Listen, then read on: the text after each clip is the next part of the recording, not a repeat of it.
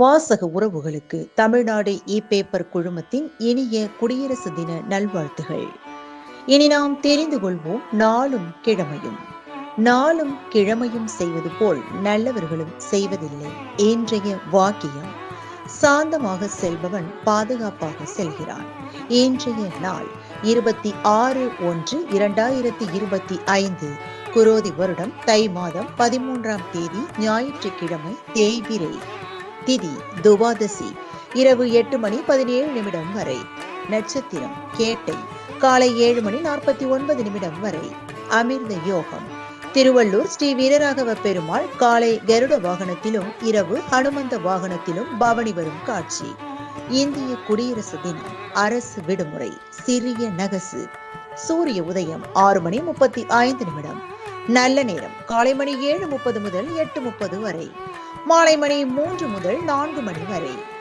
ராகு காலம் மாலை மணி 4:30 முதல் 6 மணி வரை. குளிகை பிற்பகல் 3 மணி முதல் 4:30 வரை.